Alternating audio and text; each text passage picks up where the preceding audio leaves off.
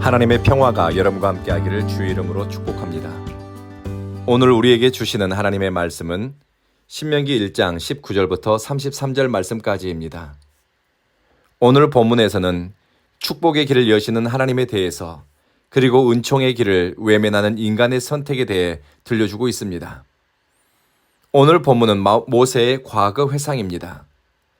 40년 광야 기간 중 모세에게 가장 아쉬운 사건 중 하나가 가나안 정탐 사건입니다. 이스라엘은 호렙산을 떠나 가나안 땅의 입구 가데스 바네아에 도착했습니다. 모세는 백성들에게 이렇게 말합니다. 하나님이 우리에게 주시는 산지까지 왔습니다. 이제 하나님이 주신 땅이 당신들 앞에 있습니다. 하나님의 말씀대로 올라가서 차지하십시오. 두려워하지도 말고 겁내지 마십시오. 그런데 백성들은 모세에게 좀 더 신중했으면 좋겠다고 제안합니다. 무턱대고 올라가기보다는 정탐대를 보내 길과 성읍, 그리고 사람들에 대한 자세한 정보를 모읍시다. 그리고 결정합시다. 합리적이고 타당성이 있는 제안이었습니다. 그런데 하나님이 역사하시고 일을 이끌어갈 때 지나친 사람의 생각과 합리적인 판단이 때로 걸림돌이 될 수도 있습니다. 하나님은 올라가라 말씀하셨는데 백성들은 좀 더 자세히 살피자고 하지요. 이것은 하나님의 말씀에 대한 신뢰, 그리고 순종하기 위한 신중함이 아니었습니다.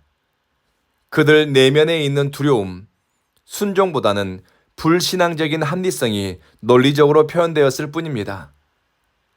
많은 사람들이 신앙생활을 하다 고민하는 지점 중 하나가 여기입니다. 이성과 논리를 신앙의 영역에서 어떻게 잘 사용하고 조화를 이룰지.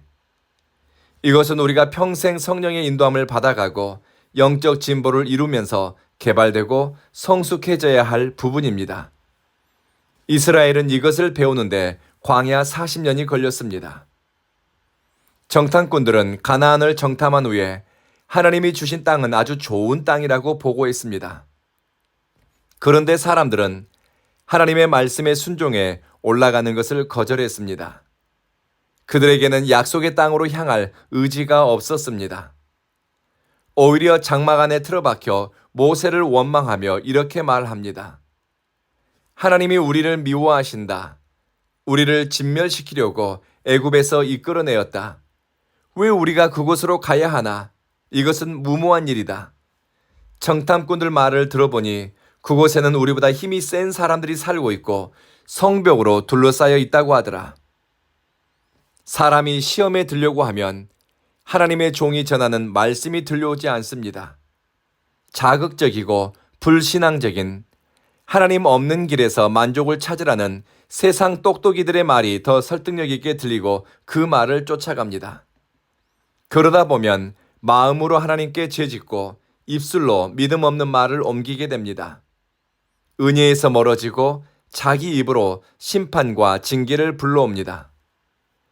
불신앙과 의문으로 하나님의 역사를 판단하고 하나님의 말씀을 왜곡한 사람은 은혜의 땅, 축복의 자리에서 멀어집니다. 축복의 땅이 물리적으로 거리가 멀어서 누리지 못하는 것이 아닙니다. 불신앙과 악한 마음의 동기가 걸림돌이 되기 때문입니다. 아무리 하나님이 불기둥, 구름기둥 보여주어도 사람들은 하나님을 믿지 않았습니다. 믿음으로 바라고 선포하고 나가지 않는 사람에게는 소망이 없고 소망이 없으니 현세적 이해관계에만 몰두할 뿐 사랑을 쫓아 살지 못합니다. 오늘 모세는 하나님에 관해서 굉장히 중요한 이야기를 들려줍니다. 모세가 전한 말씀의 행간에서 우리는 내가 믿는 하나님은 어떤 하나님인지, 내가 신뢰하고 사랑하는 하나님은 어떤 분인지 발견할 수 있습니다. 하나님은 우리보다 앞서 인도하시는 분입니다. 사람은 갈 바를 알지 못하나 하나님은 우리가 나가야 할 길과 우리 걸음을 살피고 계십니다. 지나온 길이 19절 말씀처럼 크고 무서운 광야였지만 하나님은 광야의 길을 만들며 그의 사랑하는 자를 인도하시는 분입니다. 우리는 이 하나님을 사랑하고 신뢰합니다. 그리고 하나님은 우리 생각 밖의 일을 계획하시며 우리가 감당할 수 없는 역사를 만들어내십니다. 하나님은 그의 백성을 구원하기 위해 사람의 능력과 생각이 미칠 수 없는 일들을 애굽에서 행하시고 그의 백성을 구원하셨습니다. 하나님은 은혜 입은 자들을 위해 싸우십니다. 하나님이 구원한 그의 백성에게 거듭 당부하신 것이 너희는 전쟁을 두려워하지 말아라. 전쟁은 내게 속했다.